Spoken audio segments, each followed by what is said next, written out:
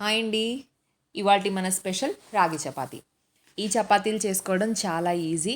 చాలా సాఫ్ట్‌గా చాలా బాగా పొంగుతూ వస్తాయి. నేను చెప్పానని కాదు, మీరు ట్రై చేయండి. చాలా ఈజీ. హెల్తీ ఫుడ్ తినాలనుకునే వారికి మాత్రం ఇది చాలా బెస్ట్ ఆప్షన్. ఎందుకంటే రాగి పిండి తినడం వల్ల మన ఫుడ్‌లో ఇంక్లూడ్ చేసుకుంటే మనకి రాగి పిండిలో specially carbohydrates, calcium, iron, fibre వంటి ఎన్నో పోషకాలు ఉంటాయండి.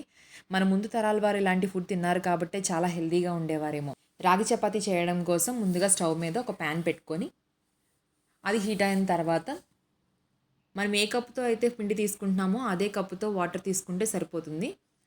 సో ఒక కప్ ఆఫ్ పిండి తీసుకున్నాను కాబట్టి దీనిలోకి ఒక కప్పు వాటర్ పోసాను. అందులోకి కొంచెం సాల్ట్ వేసుకొని వాటర్ మరిగిన తర్వాత ఒక కప్పు రాగి పిండి వేసుకొని బాగా కలుపుకోవాలి. సరిపోయినట్టు కనిపిస్తుంది కానీ రాగి పిండిలోకి ఒక కప్పుకి ఒక కప్పు సరిపోతుందండి ఖచ్చితంగా. మన ఇంట్లో పెద్దవాళ్ళు ఉంటే కనుక మీరు చపాతీ చేసి పెట్టారంటే చాలా ఇష్టంగా పిండి మొత్తాన్ని కలుపుకున్న తర్వాత దాని మీద మూత పెట్టేసి కొంచెంసేపు వదిలేయండి. అది కొంచెం చల్లారిన తర్వాత మీడియం వేడిగా ఉన్నాక వేరే బౌల్లోకి తీసుకొని దాన్ని మెత్తగా ఒత్తుకోండి. మీకు కనుక పిండిలోకి వాటర్ ఎక్కువైంది అనిపిస్తే కొంచెం పిండేసి మళ్ళీ మీరు కొంచెం మెత్తగా చేసుకోవచ్చు. అలా చేసుకున్న పిండిని కొంచెంసేపు అలా పక్కన పెట్టేసి మీకు కావాలంటే ఈ టైంలోనే కొంచెం ఆయిల్ కూడా వేసుకోవచ్చు ఇందులో. నేనైతే ఆయిల్ లేకుండానే చేస్తున్నాను. ఇలా వేడిగా ఉన్నప్పుడే కొంచెంసేపు దీన్ని అలా ఒత్తుకున్నారంటే చపాతీలు చాలా సాఫ్ట్గా వస్తాయి, బాగా పొంగుతూ వస్తాయండి.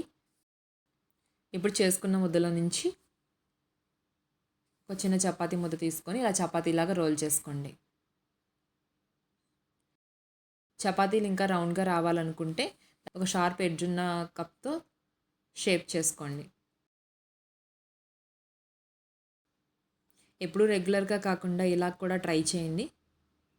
ఇలాగే ఒకటి తర్వాత ఒకటి అన్ని చపాతీలు చేసుకొని పక్కన పెట్టుకోవాలి. అలా పక్కన పెట్టుకున్న చపాతీలను తీసుకొని స్టవ్ మీద పెనం పెట్టుకొని కాల్చుకుందాం. అంతేనండి, ఎంత రుచికర రాగి చపాతీ రెడీ. నా వీడియోస్ కనుక మీకు నచ్చినట్లయితే సబ్స్క్రైబ్.